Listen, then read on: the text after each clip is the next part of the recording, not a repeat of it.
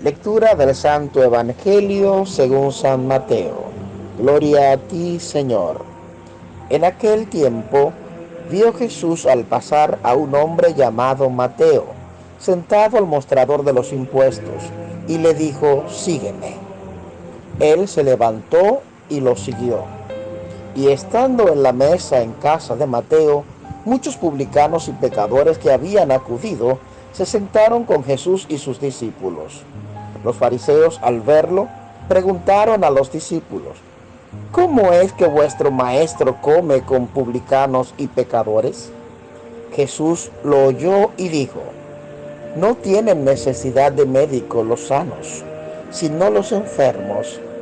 Andad, aprended lo que significa misericordia quiero y no sacrificios. Que no he venido a llamar a los justos, sino a los pecadores. Palabra del Señor. Gloria a ti, Señor Jesús. Bendiciones, mis hermanos y hermanas en Cristo Jesús. En el Evangelio de hoy, tomado de Mateo capítulo 9, versículos del 9 al 13, dice que Jesús, al pasar por aquel lugar, vio a un hombre llamado Mateo sentado a la mesa o al mostrador de los impuestos y le dijo: sígueme. Este Mateo se levantó y lo siguió. Quiero iniciar mi reflexión solamente con una pregunta especulativa. ¿A cuántas personas Mateo le habrá dicho que no ese día? ¿Cuántos amigos o allegados a Mateo le habían hecho algún tipo de invitación ese día a Mateo? ¿A cuántos de ellos él les había dicho: bueno, ahora mismo no puedo, estoy ocupado, mira, hoy estoy muy ocupado y tengo demasiado trabajo, tal vez más tarde en la noche? ¿A cuántos les dijo: realmente no puedo aunque quisiera, mañana tal vez podríamos juntarnos? Pero a este Jesús, ¿qué hay en la mirada de Jesús? ¿Qué hay en sus palabras? Porque la Biblia no narra ningún otro momento previo en el que Jesús y Mateo tuvieron algún tipo de encuentro amistoso, se hicieron amigos o algo por el estilo. ¿Qué había en aquellas palabras, en aquella mirada de Jesús hacia Mateo, como para que este hombre, que tenía un cargo importante, un trabajo y una responsabilidad importante, dejara todo aquello para seguir a Jesús? Me parece que cuando el hombre tiene el privilegio de escuchar, no la voz de cualquiera diciendo: ven a Cristo, no. Cuando el hombre tiene el privilegio de escuchar a Jesús, el llamado de Jesús, la voz de Jesús, es casi imposible decirle que no. Debe ser muy difícil decirle que no al mismo Jesús.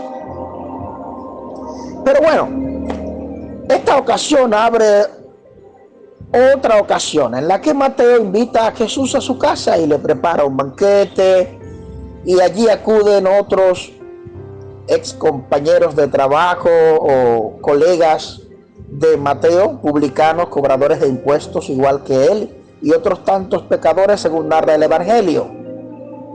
También allí se dan cita algunos fariseos que, al ver a Jesús sentado a la mesa compartiendo con los publicanos y pecadores, le preguntan a sus discípulos: ¿cómo es que su maestro come con publicanos y pecadores? Y Jesús, que los escucha, les dice: no tienen necesidad de médicos los sanos, sino los enfermos. Andad, aprended lo que significa misericordia quiero y no sacrificios. Que no he venido a llamar a los justos, sino a los pecadores. Esta respuesta de Jesús a la cuestionante de los fariseos es un toque es un toque de sabiduría y misericordia. A veces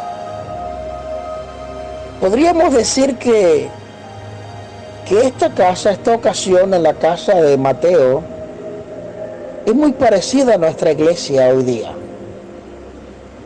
Jesús está ahí, está compartiendo Jesús. Sabemos que Jesús está ahí adentro, pero en vez de enfocarnos en la persona de Cristo, en lo que podemos aprender de ese Cristo que está ahí compartiendo, perdemos el tiempo como los fariseos enfocándonos en quienes acompañan a Cristo. Le damos más importancia a los pecadores que acompañan al santo que al santo que está compartiendo. Le damos más importancia a que porque esa muchacha está cantando si ella hace esto y hace aquello. ¿Por qué este muchacho lee o predica? ¿Por qué esta se viste de ministro? Si yo conozco su vida, su pasado, lo que hace, lo que no hace.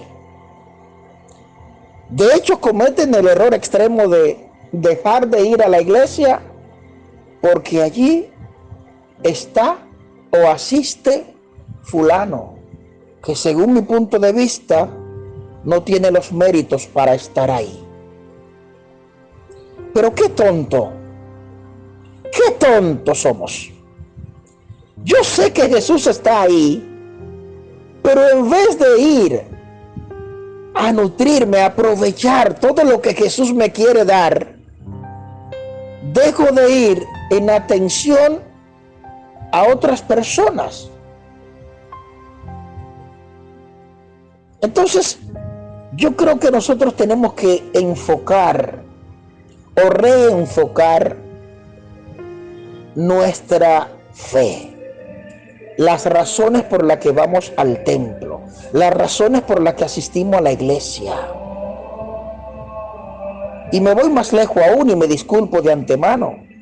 Si tú entiendes que quien lee no tiene los méritos, si tú entiendes que quien canta no tiene los méritos, si tú entiendes que quien predica o se viste de ministro no tiene los méritos, entonces tú que los tienes, anda, ve, entra a algún ministerio pastoral de la iglesia, trabaja,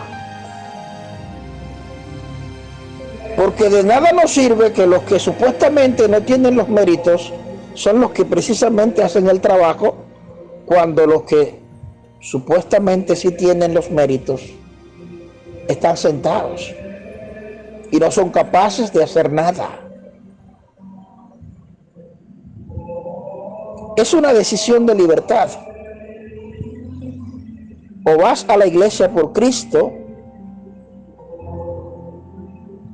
que es la postura más inteligente, o simplemente no vas porque te cae mal fulano o fulana, o porque tú entiendes que fulano no merece estar ahí. Porque si bien es cierto que quienes tienen algún puesto o cargo importante en la iglesia tienen que preocuparse día a día por cristalizar, ser diáfanos en su testimonio de vida, eso es importante, claro que sí. No menos cierto es que quienes vamos a la iglesia, nuestro enfoque principal tiene que ser Cristo y no quien peca o quien no peca. Mi enfoque no es los errores que cometen los demás, las faltas que cometen los que van a la iglesia.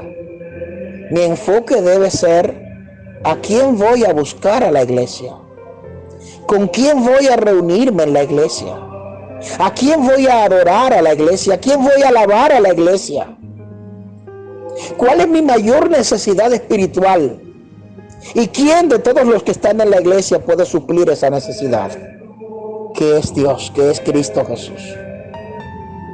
Y de esta forma, entonces estaríamos tal vez, y solo tal vez, comprendiendo lo que significa misericordia quiero y no sacrificios.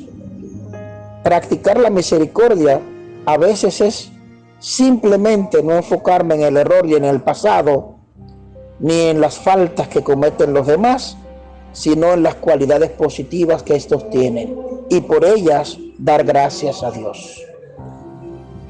Si a Dios le pareció bien que fulana lea y que fulano cante, bueno, yo no puedo ser mezquino y enfocarme en tal vez la única falta, error o pecado que yo conocía de esa persona y que veo que aún la tiene, sin darme cuenta en las grandes faltas, las graves faltas y los pecados graves que Dios ya ha cambiado en esa persona para tenerlo ahí.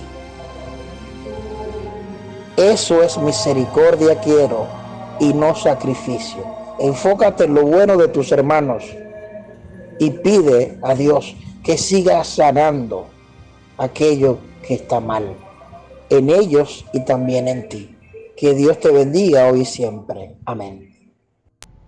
Recuerden, hermanos, suscribirse a este canal, darle like a los videos y activar la campanita para recibir las notificaciones de cuando subimos videos. Dios le bendiga siempre a todos y todas.